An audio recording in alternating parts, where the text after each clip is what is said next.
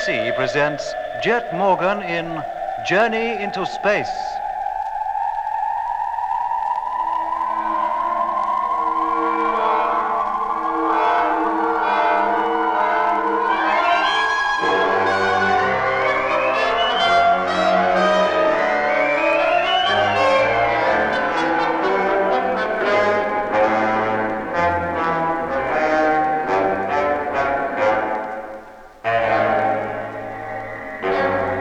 For more than 3 weeks since it left the moon, the Mars space fleet, led by Jet Morgan, has been coasting towards the Red Planet. When the great journey began, the fleet numbered 9 ships, our flagship, Discovery, and 8 freighters. Now there are only 8 ships in all, for freighter number 7, after being holed by a meteor and its crew killed, had to be abandoned, together with its precious cargo. Then there was the mystery of James Whitaker, construction engineer, who, according to reports received from Earth, answered to the description of a man born 78 years ago who had mysteriously disappeared in 1924. And now, a new hazard faced Jet Morgan and his crews. What was thought to be a meteor swarm lay directly in front of us. Hoping to climb over it, we changed course. But shortly afterwards, the radar showed that once more the object lay directly in the space fleet's path. The tricky maneuver was carried out again, but with the same startling result. Jet then decided there was nothing for us to do but plow straight through the swarm. After some discussion, we in Discovery agreed, and Jet called up the freighters to tell them of his intention. Well, how do you feel about it, number 6? I prefer to try further evasive action. Isn't that possible? Look, I've just told you we can't spare the fuel. The only course left open to us is to keep on. There can be no turning back. Whatever action you suggest, Captain Morgan, I'm sure it will be right. I wish I could think so too, Whitaker, but thanks all the same. Orders must be obeyed without question at all times. Well, I don't think this is the time to discuss discipline. Now, Peterson, you going to be happy about this? I wouldn't call it happy, Jet, but I'm with you. Whatever you say goes, as far as I'm concerned. Good. Number 8, how about you? As I'm the last to be consulted and everybody else has already agreed to plow on, all I can say is okay. But I don't like it, Jet. I think the risk is greater than you care to admit. Well, that's settled. Now, listen carefully, all of you. As a safeguard, suits will be worn from now until further notice. In the unlikely event of your ship being holed, you'll be safe until you can transfer to another ship. If the Discovery is hit and put out of action, command will be taken by number 1. Well, that's all for now, but keep listening out. Keep your radios on at all times. How far are we off now, Doc? Less than an hour. No solid object visible on the televiewer? No, Jet. Well, gentlemen, we'd better put on our suits. If it is a meteor swarm, anything might happen once we enter it. But it's a risk I'm convinced we have to take. If a large meteor hits us, well, we'll never know a thing about it. Now, stay at your posts from now until further orders, and good luck. A nice, cheerful prospect, isn't it? Never mind about that, Lemmy. Get over to the radio and open her up. Yes, Jet. Mitch? Yeah. Keep watch on the televiewer. Right. Doc, I'll keep radar watch with you. Okay. Signals are coming in good and strong now. Still right smack in our path. Yes. It's uncanny. Anything to see yet, Mitch? No, not a thing. If it wasn't for the radar signals, I'd swear there's nothing between us and the distant stars. Absolutely nothing. Well, keep looking. Too right. Hello, flagship. Number 8 calling. Come in, please. Hello, number 8. Discovery call in. Hearing you. Blimey, reception from number 8 ain't too good. Report on radar watch for first 10 minutes. If anything receive it. What was that, number 8? There's a lot of noise going on. Will you repeat that, please? I can hardly hear you. Aye, it's not just him then. Hello, number 8. Are you receiving me? Receiving you with difficulty. Have radar report for first 10 minutes of watch. Can you take it, please? Heard you that time, mate. Yes, I'm ready to take it, if I hear it. Signals increasing in strength every minute. Angle of reception of signal increasing proportionately. Estimate object now approximately 25,000 miles away. End of message. Thank you, number 8. Is your reception as bad as mine? It's not good, Lemmy. We seem to be getting a lot of interference from somewhere. I'll say we are. Any idea what it is? I haven't got a clue. Reception out here should be as clear as crystal. Right, Lemmy. My next call is in an hour. I hope conditions have improved by then. So do I. Hear from you later then, mate. Hey, Jet. Yes, Lemmy? First reports from number 8, just received. Right, let's have them. And what a job I had getting them and all. How do you mean? Oh, reception was chronic. Weak? Oh, Jet, but there was such a lot of extraneous noise with it. Oh, is it the same with the rest of the ships? I don't know, but number 6 is due to call in about 5 minutes. I'll let you know then. All right, Lemmy, I'll get back to Doc. Yes, mate. There's something haywire here, Jet. Eh? Screen keeps distorting, as though there were a lot of static around. There, see? Yeah. I wonder if that has anything to do with Lemmy's interference. Oh, he's noticed something, too? Oh, almost certainly the same thing. There. Yeah. Look at that. What hope have we of getting true readings under these conditions? Do what you can, Doc. It may be only temporary. Well, let's hope so.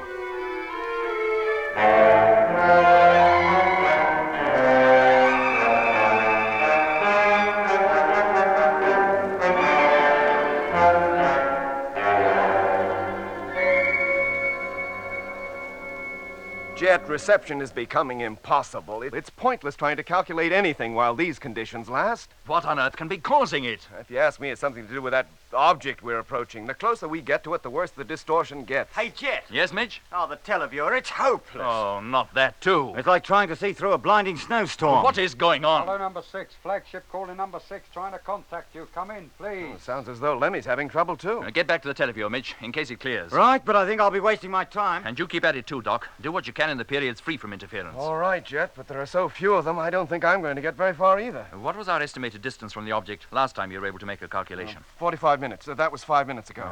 But it was only based on my own deductions. I've had no further check reports from the fleet. Well, I'll have a word with Lemmy, see what's happening. Hello, number 6. Trying to contact you. Can you hear me? Now, what's your trouble, Lemmy? Number 6 is 5 minutes late with his report. 10 times I've tried to raise him, but I get no reply. Apart from that, everything in the garden's lovely. Do any of the other ships reply? I don't know. I haven't called them. Well, do it now. Yes, mate. Hello, Space Fleet. Flagship calling Space Fleet. Come in, please. Now. Listen to it. How can we be expected to hear anything through this lot? Hello. Quiet, Lemmy. Listen. Huh? I thought I heard something. Then you must have ears like a cat. Hello, Flagship. Hello, number 6 calling. Need to hear from you urgently. That's number 6. Emergency. Come in, please. Emergency, he says. Hello, number 6. Morgan here. Go ahead with your message. He's gone again. It's no good, Jet. With all that row going on, how can you expect to... Hello, Flagship. Hello. For Pete's sake, answer me. Do you hear? Answer me. Blimey, what's happening to him? Hello, number 6. We can hear you. What's the trouble? Over. There, he's gone again. He seemed pretty upset too, didn't he? Hello, number 6. Flagship calling. I've lost you again. Come in, please, and send your message. Hello, Flagship. Number 6 calling. It's Whitaker. Hello, Whitaker. What's the trouble over there? Hello, Captain Morgan. There is no trouble.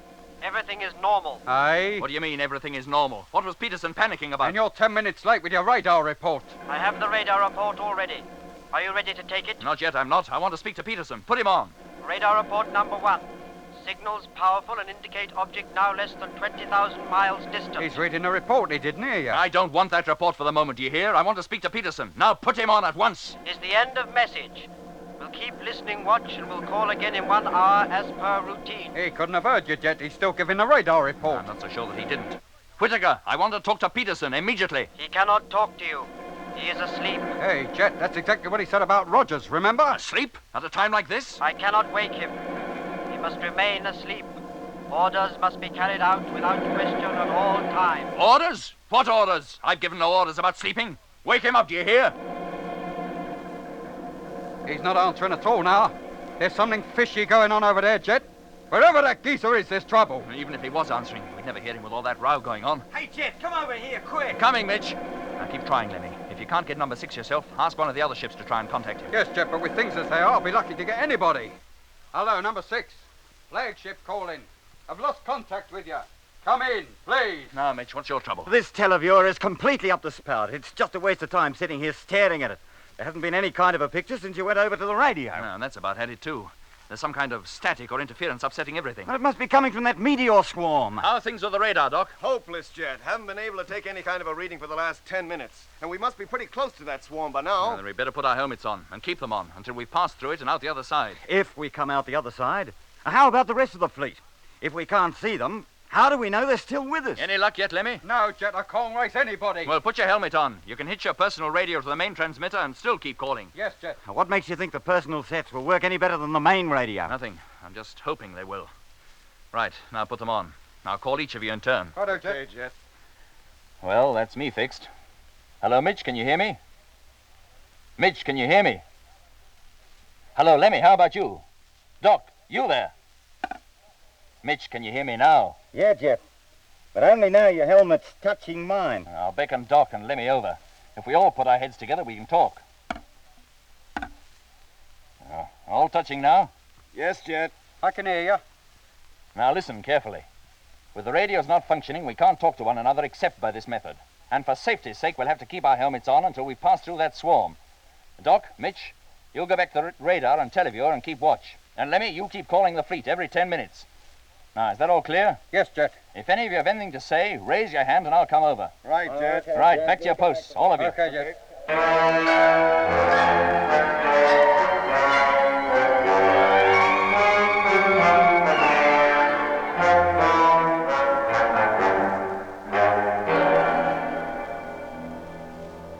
We must have entered the swarm, or whatever it was, half an hour later. By that time, most electronic equipment had gone completely dead. Very soon, it was not only the radio, radar, and televiewer circuits that were affected. The oxygen, fuel tank, air conditioning, humidity, air pressure, speed, and navigational indicators, all were jumping wildly about, almost as if they were alive. This went on for nearly 7 hours. It was like a bad dream, a nightmare. The only way we could communicate with one another was by talking with our helmets touching and picking up the sound vibrations. Of course, during this time, we couldn't contact freighter number 6 any more than we could any other ship, and so we were still no nearer solving the reason for Peterson's panicky call, nor for the almost rebellious tone of Whitaker's replies to Jet.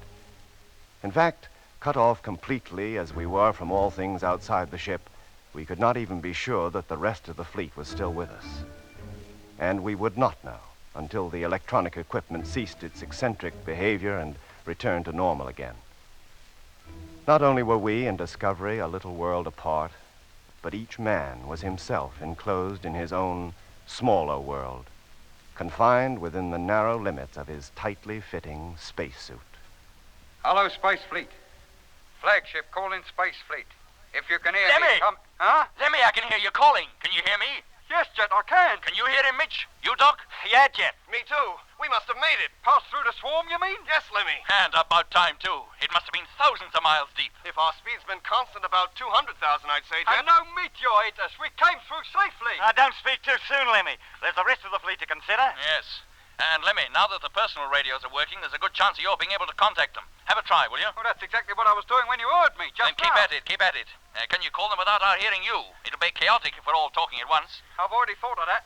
I'll feed my personal radio straight into the ship's transmitter and you won't hear a thing. Good.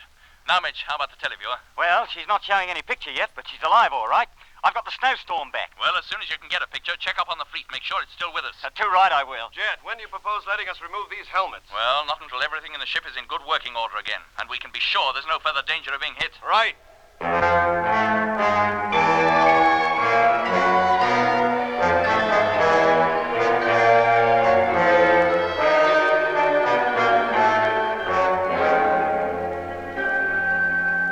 Jet! Yes, Lemmy? Made contact with number 1. Do you want to talk to him? I certainly do. Hook me up, will you? Right. Now, go ahead. He should hear you. Hello, number 1. Morgan here. Are you receiving me? Hello, Captain. Hearing you quite clearly. Are you and your ship okay? Yes, sir. Televiewer and radar still a bit haywire, but coming back to normal rapidly. All electronic equipment's been completely out of action the last few hours. Yeah, ours has too.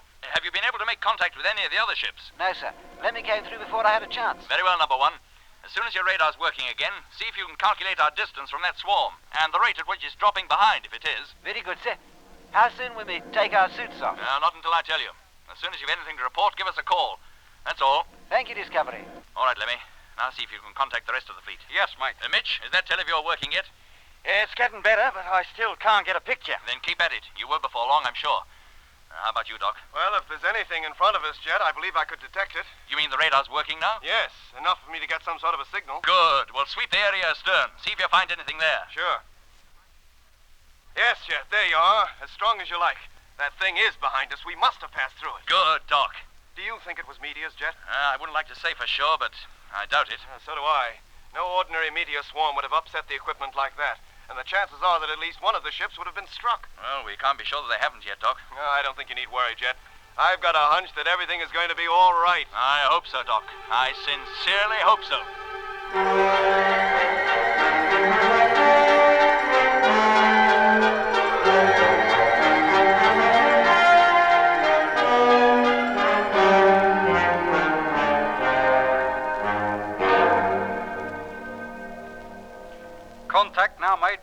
ships numbers 1, 2, 3, 4, 5, and 8. All crews safe and almost all equipment back to full working order. Still no reply from number 6, Lemmy? No, Jet. None of the other ships can race him either. Well, that swarm is nearly 40,000 miles behind us now, Jet. It can't be that that's affecting number 6 radio this time. He should reply. How about the teleview, Mitch? Any picture yet? Coming up gradually. Clearing slowly. Can you get a clear image of the fleet yet? No, Jet, but it won't be long, I'm sure. All right, gentlemen. I think it's safe to remove the helmets now. You can take them off. Oh, thank goodness. I was beginning to feel like a goldfish. As soon as you can, Lemmy, get back to that radio. Keep trying number 6. Yes, Jet. Hello, number 6. Flagship calling number 6. Been trying to contact you. Come in, please. Hey, Jet, come over here. The televiewer's clear. And about time, too. There. Fleet's still in perfect formation. We must have stuck together the whole time. In fact, going through that swarm seems to have had no ill effects on us at all. And... Say, Hal, wait a minute. Eh? Where's number 6? What? She's not there. But she must be. No, Jet, she isn't. Every other ship is, but there's no sign of number 6. Here, let me see. Well? Good grief, you're right, Mitch. It's gone. Number 6 has completely disappeared.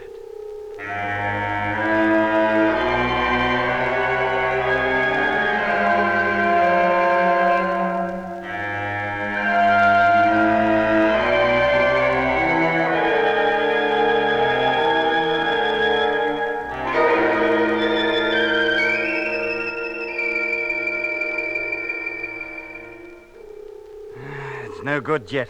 There's no sign of it.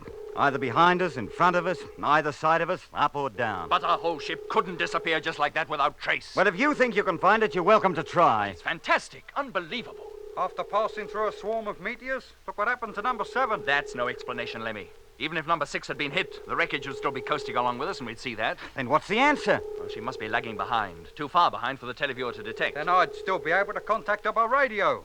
But I've been calling her for 2 hours now. Jet, you don't think the disappearance of number 6 has anything to do with Whitaker being aboard, do you? Well, it's been at the back of my mind. Yeah, there'd be nothing to stop him turning on the motor and leaving the formation behind. But why should he want to? Where could he go? Besides, he couldn't handle the ship alone, and Peterson would never consent to anything as crazy as that. The only other explanation is that she was deflected from her course somehow while we were passing through that swarm. But a force powerful enough to deflect one ship would be bound to affect the rest. Well, there just isn't any satisfactory explanation. Not that we can arrive at, anyway. You mean we just write her off as lost? Ship, cargo, and crew? Yes, Mitch. If we ever see her again, I'll be very surprised. Well, there's one good thing about all this. We don't have to worry about Whitaker anymore. And if you ask me, that's a definite advantage. He was beginning to give me the creeps. And how about Peterson, Lemmy? Oh, yes. Yeah, there's Peterson in there. All we can hope is that number 6 is still intact. If it is, they'll be safe for a couple of years at least. And in that time, they could find their way to Mars. Or even back to the moon, maybe. I hope you're right, Doc. I didn't really mean it when I said I was glad to be rid of Whitaker. I'm sure you didn't, Lemmy. I forgot he had Peterson with him. Lemmy, get back to that radio. Call up control. Yes, Jet. Well, Mitch, Doc, if we go on at this rate, by the time we get to Mars, we'll have no fleet at all. Hello, Control. The loss of number 7 was just sheer bad luck, Jet. We wouldn't lose another ship by meteor collision in 100 years. But what are our chances of losing them the way we lost number 6? If we knew how we lost her, Doc, I'd tell you. Well, unless we find her again, we'll never know what happened. No. And we'll never clear up that Whitaker business either. And that's something I'd like to get to the bottom of. Hello, Control. His having been born in 1893, you mean? Yeah, Jet. And the weird effect he had on the crews of whatever ship he happened to be in. There was something very odd about him. Well, maybe by now Control will have solved the mystery and have a rational explanation for everything. Yeah, there's no point in my trying to call up Control. It's a complete waste of time. What are you talking about? The radio's working, isn't it? Yes, Jet. There's no more interference, is there? No, Jet. Then get back to it once and get Control. Oh, I'm sorry, Jet, but I'm afraid you're still talking through your helmet. Look, come to the point, Lemmy. All right, that meteor swarm, ionized gas or whatever it was we came through. Well, while we were in it, it completely ruined any kind of intership communication, didn't it? it's not exactly news. Which means that it formed a block to all electromagnetic waves. It must have done. Well, that gas now lies between us and Earth. If no radio wave can penetrate it, then Earth can't receive us, nor can we receive them. What? Well, can we? No, of course we can't. That cloud cuts us off from home completely. At least until the Earth has moved sufficiently in our orbit to be cleared of it. And how long will that take? Oh, at a rough guess, I'd say 2 months. You mean we'll be out of touch with control all that time? Looks that way, Doc. They'll give us up for lost. The last message we sent them was that we were about to enter a supposed meteor swarm. Well, gentlemen, this loss of contact with base, while serious enough, needn't be fatal. They won't give up trying to contact us for weeks, months, in fact. And we should be talking to them again long before we reach Mars. Meanwhile, let's keep going. We'll have a lot more work to do now we're on our own, particularly in the navigational field, but we'll get by. Then we'd better start right away. The first thing is to work out the necessary increase in speed to make up for the time we lost taking evasive actions. Yes, Mitch. Get back the radar, will you, Doc? Sure. Let me call up the fleet. Have them take bearings on the Sun, the Earth, and Mars, and report their findings as soon as possible. Yes, mate. Mitch, you and I better get to work on the navigational tables. Yeah. Well, get started, all of you. As soon as we've worked out our position and velocity, we can eat. And about time and all. I'm famished.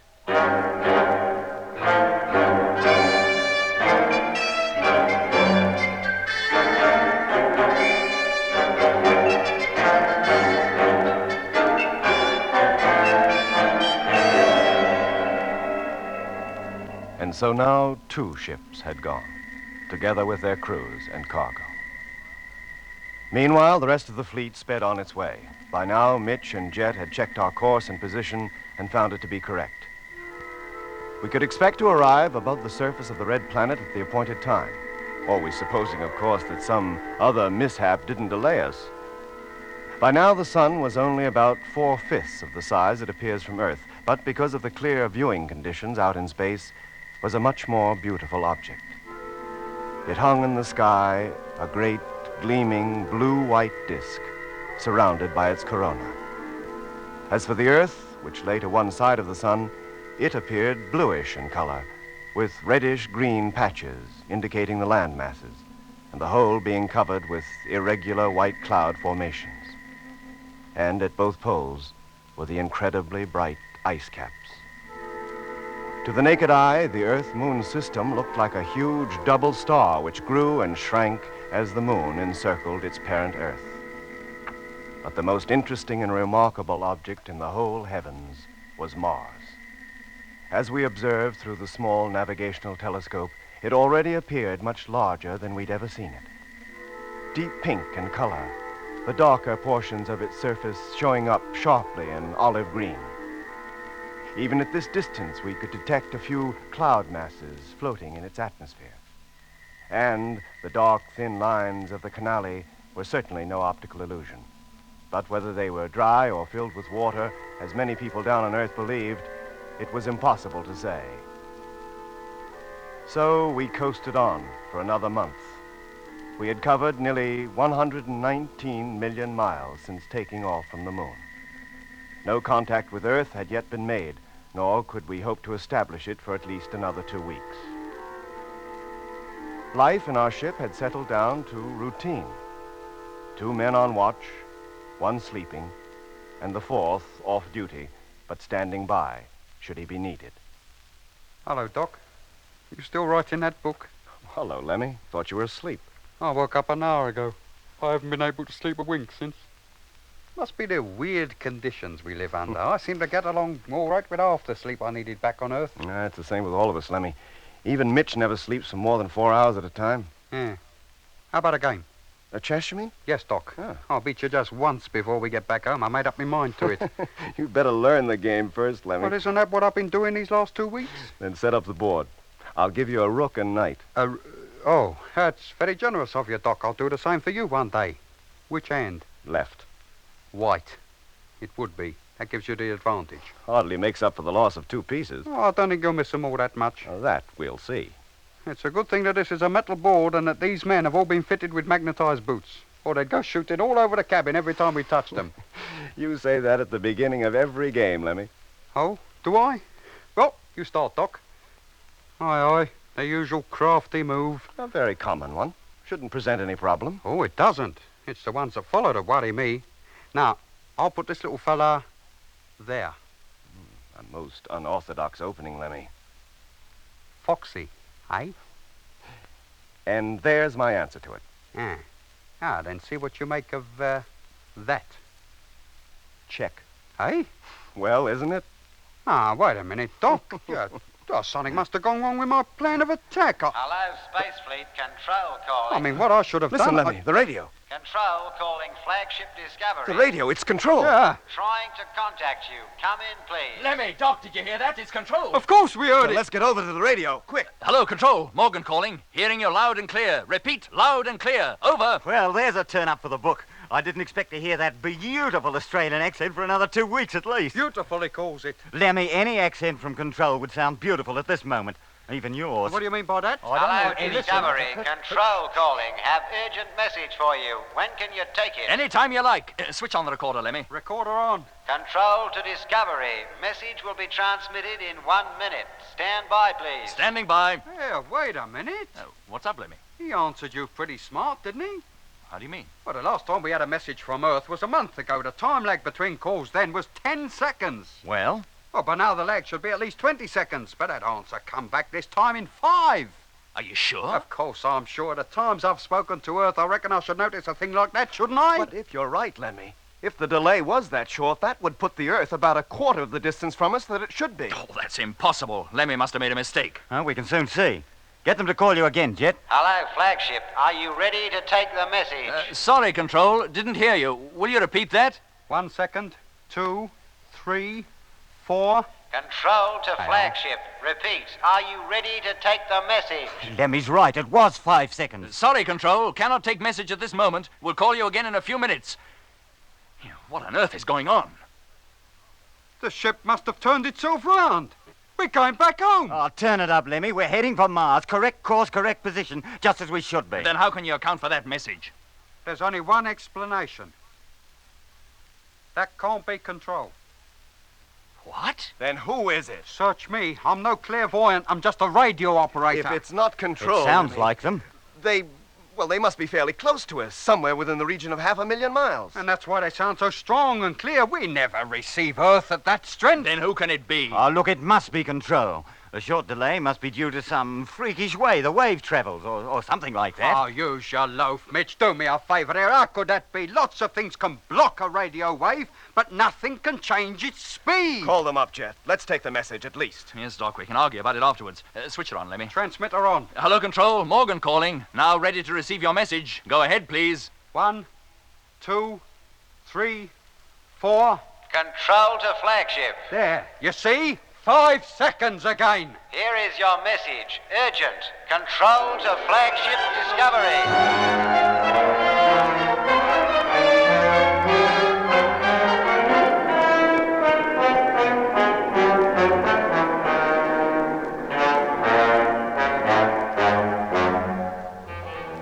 You've been listening to Episode 5 of Journey into Space with Andrew Foulds as Jet Morgan, David Kossoff as Lemmy, Guy Kingsley Pointer as Doc, Bruce Beebe as Mitch, and with David Jacobs and Anthony Marriott.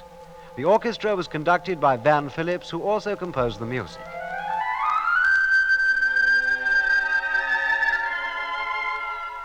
Journey into Space is written by Charles Chilton and produced by him in the London studios of the BBC.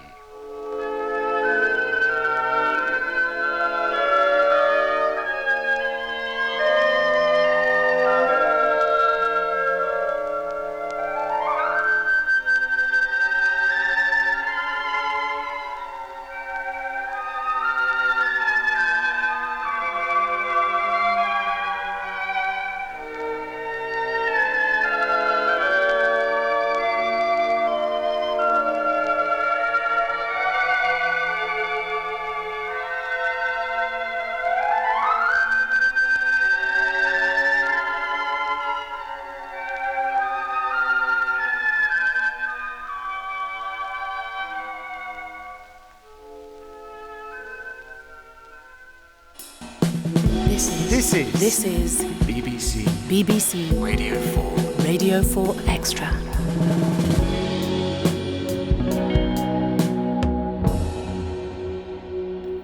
Now it's time for new writing and stimulating discussion.